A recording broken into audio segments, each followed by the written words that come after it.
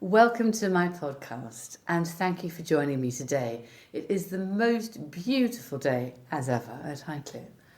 And my guest today has become a great friend. She's called Callie Coles and she's written a fabulous book, the first of a trilogy, loves horses, loves dogs and leads a kind of bonkers life down in North Devon. Welcome, Callie. Thank you for having me. I've followed you for quite some time on Instagram. I think lately your Instagram account has gone completely bonkers. It has. And it's just this extraordinary view into a nostalgic life, which many of us think we might be able to lead, or our parents might lead, or it's very darling buds of May. Yours isn't far off it, really, though. Well, your Instagram and your book, I mean, part of the feeling from it comes out of where you live. There's this strong sense of place on Instagram. So do you want to give the setting for where you actually live and run your world from? Yes, so we live in the middle of nowhere. We live right on the boundary between Devon and Cornwall, in a little cottage, sort of set in the middle of fields and horses and cows, and it's very bucolic. We've got children running wild, chickens, lots of dogs like you, lots of horses, and we're pretty antisocial. We don't see many people, but we're very sort of happy in our own little bubble. And into this bubble has come social media and Instagram, and also a little pony called Sparky. Yes, Sparky. And Sparky loves the kitchen, I would think, and Yeah. he also quite seems to like watching TV. Yeah, he's very happy in our sphere. He loves us. He loves the children mostly. He is an overgrown Labrador. He's very happy if he's fed and being given cuddles. And yeah, he sort of wanders into the house, normally in search of cake, at which the children oblige. And he's changed our lives, actually. I never knew a pony could be so intuitive, and he's sort of like what's it called when you have a dog for mental health? Or... Yes, especially sort of an assistance dog, isn't he? Yeah, exactly. But perhaps he's a life assistance He's dog. like and a life assistant. life enhancer, actually, Yeah. in his case. 'Cause It's he really does. hard to be miserable around him. And if you are miserable, he will give you cuddles. He just knows. The children just spend hours lying on him, stroking him and cuddling him, and seems to be very soothing and calming. In the midst of trying to look after 3 noisy boys. Yeah, And but a calm husband. is good. Completely and utterly. Where did you find Sparky? Because I think he is, apart from yourself and your children, the star of the show. May I say that? No, totally. I'm completely, I agree. It's actually a funny story. We had a little pony called Pie, who was a really small Shetland, probably a miniature Shetland, who was piebald, and she was so naughty. And we had a basket saddle before our baskets that was very wobbly, and I remember it was a puppy show, and we put Merlin into the basket, and a friend... Merlin being your son. Sorry, yeah, Merlin the child. He was about 1 at the time, and he was in the basket on the pony, and it was at the puppy show, and my friend Hugh opened a can of cider, and you know when they sort of hiss when you open the can, and the pony flew up into the air and galloped down the field, bucking and bucking and bucking with the child sitting on him. Oh my So God. I ran after the pony. I was wearing sort of slip-on Argentine shoes, and sort of grabbed him by the scruff of his neck out of the basket. I was so embarrassed. There's probably 200 people watching me. And I got home and I said to Taylor, we need to find a safer pony because we're going to kill the child otherwise. And so I was trawling the sort of websites for pony club ponies, and I saw this beautiful little strawberry roan pony dressed up as Postman Pat. They'd made him like a cardboard car all around, and I thought that pony's got to be bomb-proof. You've got to have a safe pony to do that. Phoned them up. They were in Scotland. And I said, could I buy your pony, please? And she said, yeah. And she said, what's your name? And I said, Callie Coles. And she said, are you related to Toby Coles?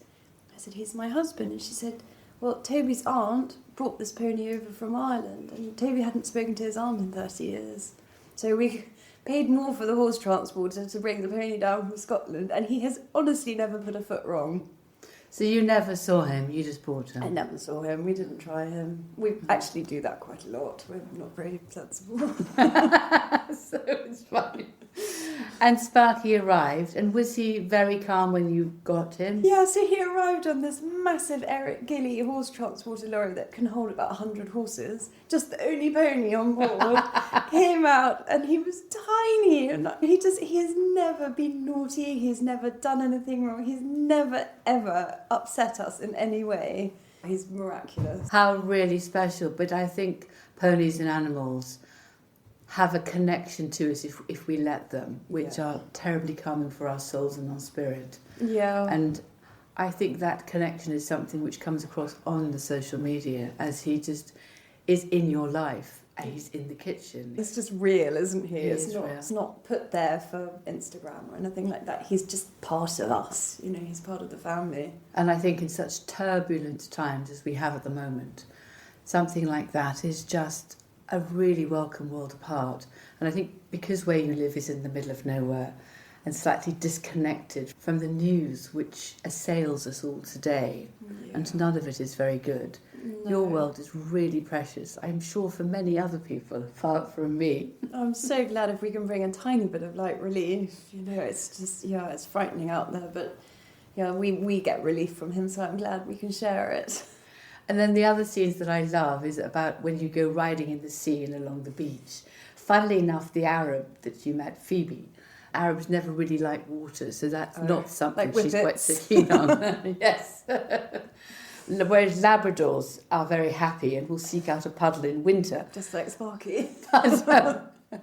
But Arabs aren't quite so keen on it. Probably like the sand, though. They're better at the sand, yes, I think they are. Yes, you're quite right. But that also looks completely idyllic as well. It's that time out. I mean, it has its disadvantages being down there in the middle of nowhere, but the sea is near, and we all love the sea. I mean, Pippin, our youngest child, he's 3, and he's a real mini dictator. He rules us all with a rod of iron, and he's very temperamental, and he sort of sulks very easily. He's the youngest child, very clearly.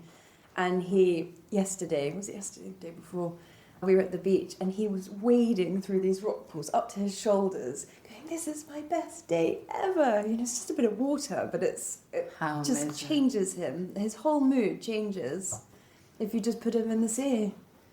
Well, I love cold water swimming, so perhaps without that I'd be even madder. So maybe I share that completely with Pippin, actually. Yeah, it's the cold water, isn't it? Healing, isn't it? Transformative. I absolutely love it. I find my breathing and my focus is on being in the water, and that perhaps being touched more by nature and everything outside. Like the naturalness, isn't it? So immersing yourself back into nature. Which is so helpful.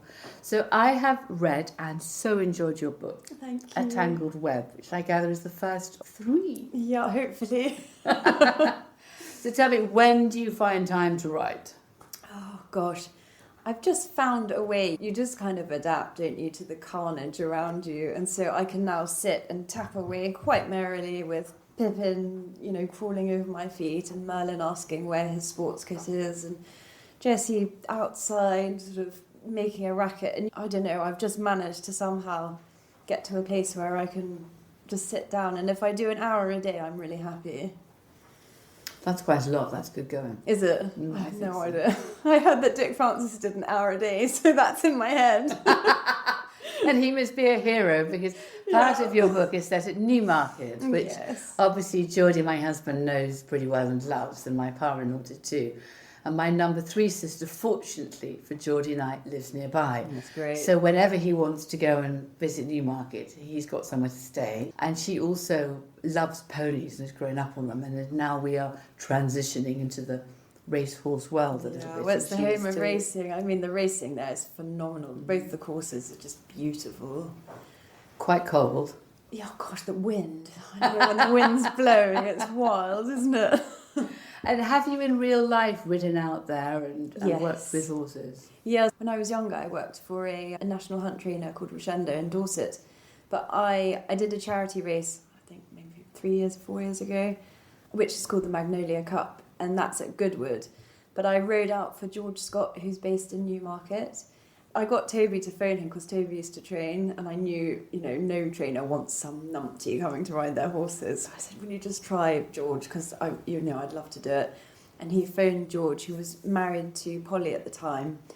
And Polly actually followed me on Instagram, and I'd never met her. And so George answered the phone, and Toby said, oh, I'm really sorry, I'm embarrassed to ask, but do you think my wife could come and ride out for you and ride for you for the Magnolia? And George was like, no, I had someone do it. It's just, it's not what I want to be doing this year. And Polly in the background said, who's asking? Who's asking? And George said, oh, it's Toby Coles, his wife's Callie Coles. And Polly said, oh, I follow her on Instagram. Please let her do it. And so Polly is now one of my best friends, godmother to Pippin, and I'm godmother to their twin, one of their twins, Eliza, and who's actually just won at Hickstead. I'm a very proud godmummy. But I had this crazy adventure in Newmarket, and so I was going up there. Toby broke his back. It was a really strange time, but I was going up sort of once a week for 3 days and living with George and Polly. And so it was really intense, but I got an amazing sort of look at Newmarket from the inside. That definitely comes across in the book, the Good. Tangled Web, because it's very real, and clearly you were put up on some of the horses as you described. I mean, it's terrifying. These flat horses, they're so sharp. And I fell off once and embarrassed myself horribly, but it was good for the book, you got this real look at Newmarket. Whereas I think if you were just going to the races or just going to Newmarket, you wouldn't see the sort of nitty gritty.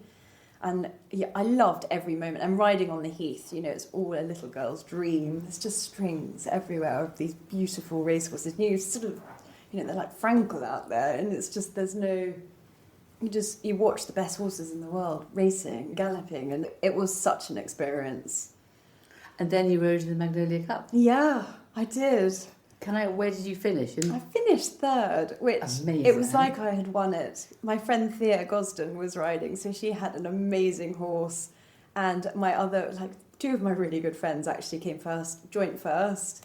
And I was on this amazing horse called Strawberry Jack, and he looked after me. He was an old pro, and he was a long distance horse, and it was short. It was five and a half furlongs, I think, the race, just down the main straight.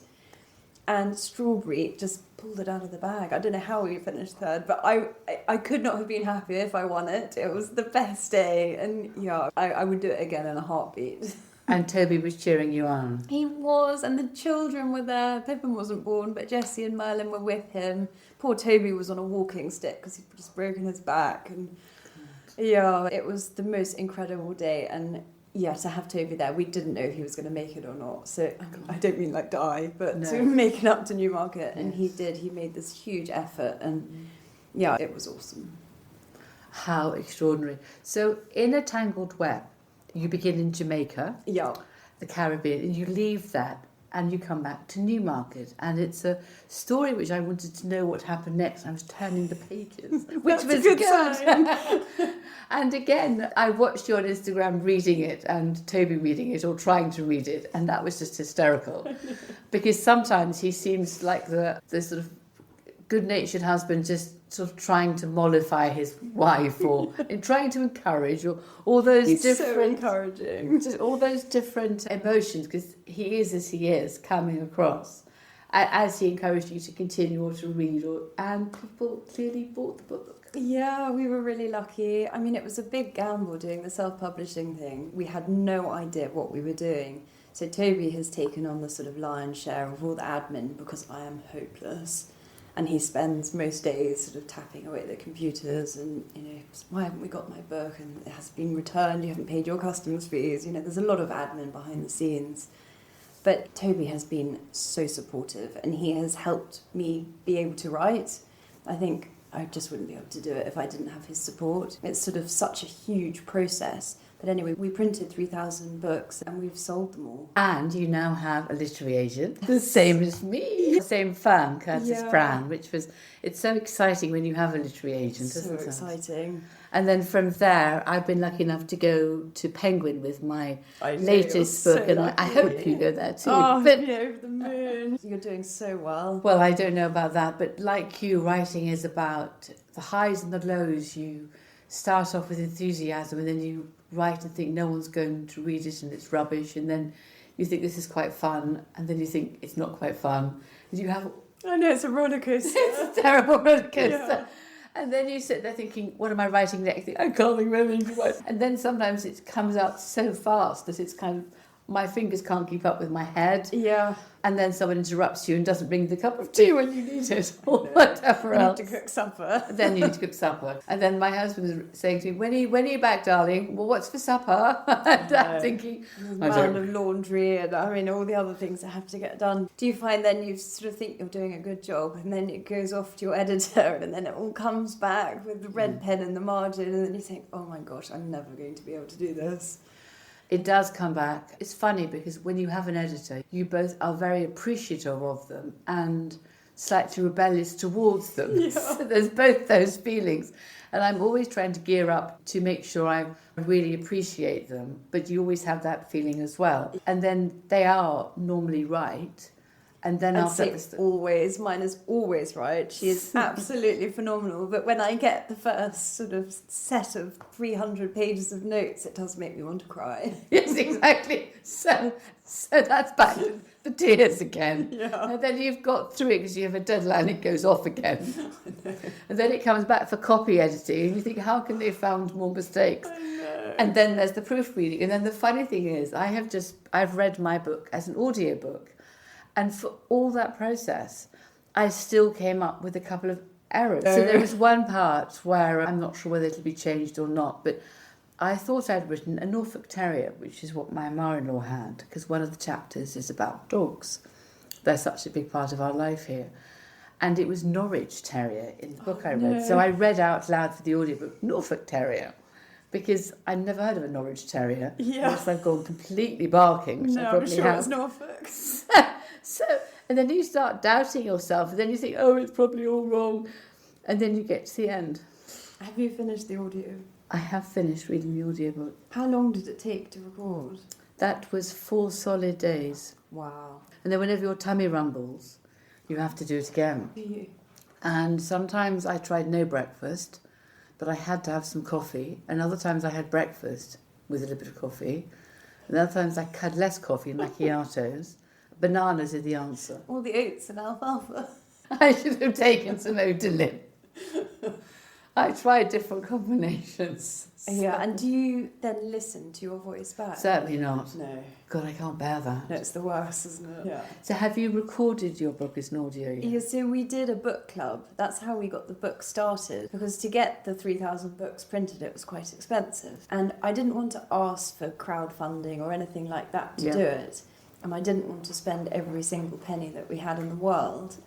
So we started a book club, which was like a pre-order for the book. So we kind of knew how many copies we were going to need. And then on top of that, there was an option to do the book club. And then that had me reading the audio too. We got a chapter every week. But I found reading the audio incredibly tough. And I had written in dialects, like the Scottish accent. And the Irish accent is actually all right because I spent quite a lot of my childhood in Ireland. And that one kind of came. I'm sure people in Ireland absolutely hate me. The Scottish one, I have not got my head around at all. My husband is Scottish. So he's born in Edinburgh. He doesn't have a Scottish accent, but he knows what one sounds like. And he would just laugh.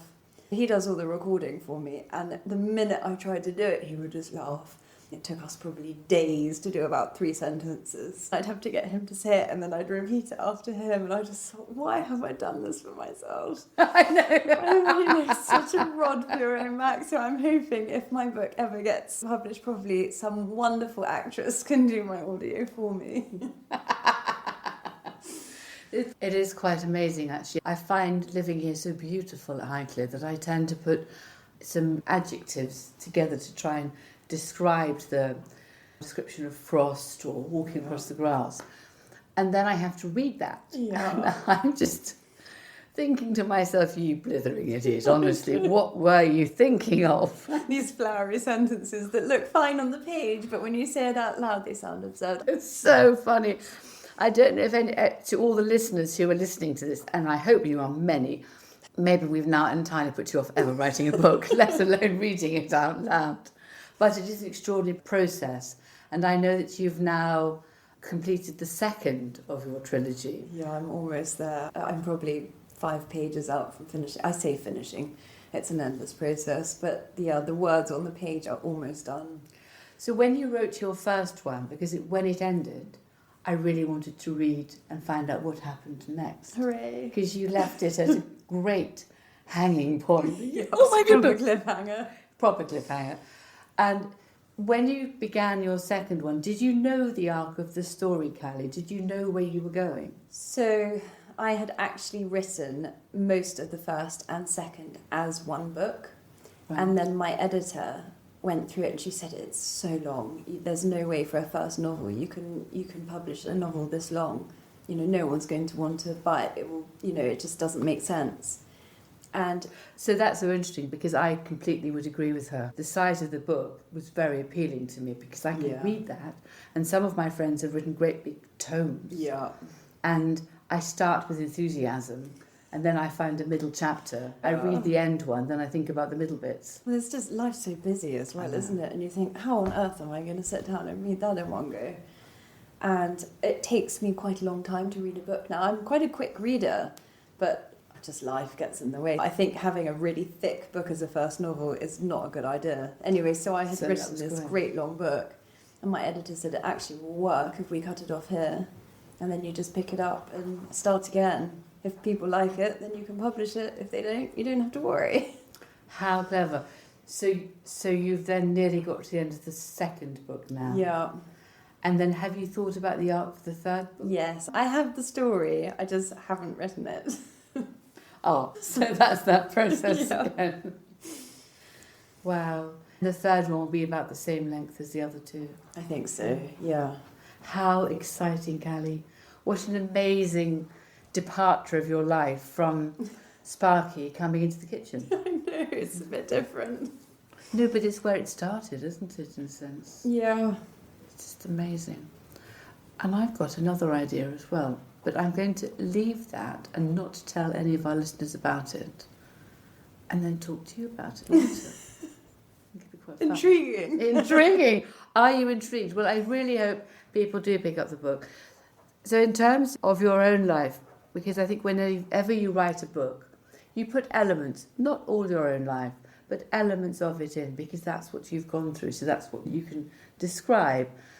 There's points when I was writing about the 5th Earl of Carnarvon's book, and when his mother died, I was recalling my own mother's death. And it's those moments of grief and emptiness that you can actually distill in. It's not the same as your life, but some of the feelings that come out of it. Yeah. And you can then take it through from there, I think, as well, and take it on with that. And I imagine parts of your own life have come in, such as the Newmarket riding into this particular book. I think to write convincingly, which I hope I do, I think drawing on your own life experience, you've got to sort of draw out empathy, haven't you, to really delve into the story and to delve into people's characters.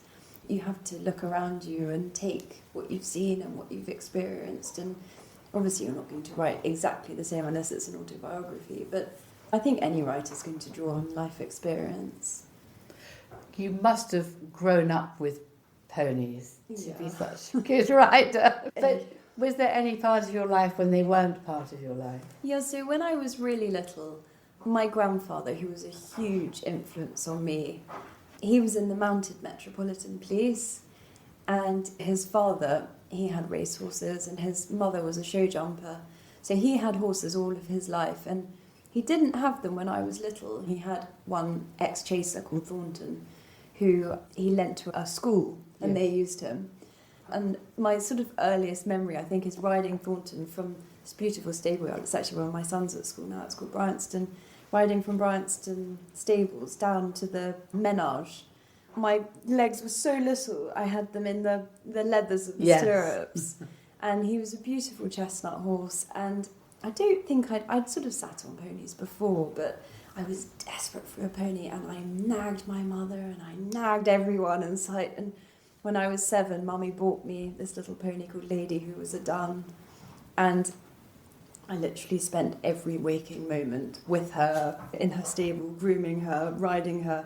And my riding teacher was a woman called Penny, and she had several little show jumping ponies, and she used to let me ride them all. So I would just ride from sort of 7 o'clock in the morning until they would sort of make me go home at night. That's all I wanted to do. And I actually did my AI as an extra A-level at school as well. So, horses have been integral in my life. And did any of them come into the kitchen before Sparky? No, so Lady, the people we bought Lady off, they had a picture of Lady with her head over their kitchen door, which was like a stable door. Yes. And some reason, I don't know how I remember it, but I think I must have seen it when we were in their house. It's always stayed with me. How wonderful to have a pony in the kitchen. She wasn't actually probably in the kitchen, so I think it's been like a dream. And we didn't have ponies at home when I was little. To have the luxury of having a pony in your garden is something for me that is priceless beyond jewels, or to have them at home is really special, and I've taken advantage of it completely. Yes, it is really special. And I remember with my old Arab mare, who's sadly no longer with me, she and I used to go around the park together, often with a couple of spaniels, and she was my friend and we talked to each other. She was quite tricky to ride, so I rode her because I was used to the bouncing and the going sideways. But there's a girlfriend who rents a cottage from me, so I stop and have coffee with her and leave Phoebe in the garden. Dream, isn't it? And she was completely amazed, whereas I suppose I didn't think twice about it, but it is completely dreamy. I think we probably take it for granted sometimes as well. And when you remind I don't, yourself... because I grew up in London, so we always wanted to bring a pony back and put it in the lift to go up to our mansion block of flats, but it really wasn't on. And then part of our childhood was in Kent and Cornwall, so which was amazing and probably more like your darling Buds of May, which was utterly chaotic. Well, it's good you don't take it for granted. It's lovely that you appreciate everything. And I think Phoebe coming to the castle is a slightly newer and more recent endeavour on my part. It started with a little Shetland pony who's been coming in and out for years.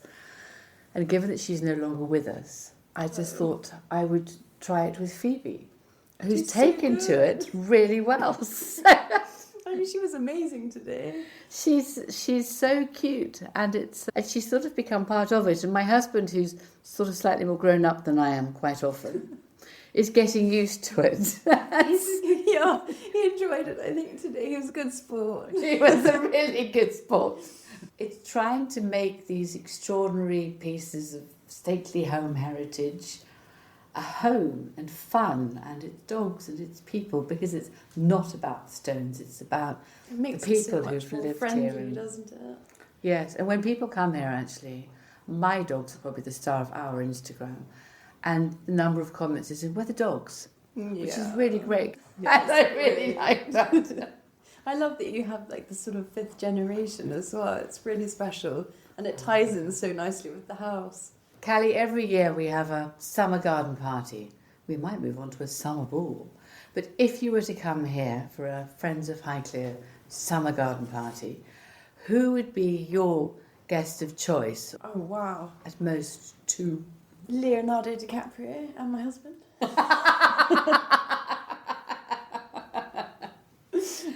Okay, I'll take both. I don't think you mind.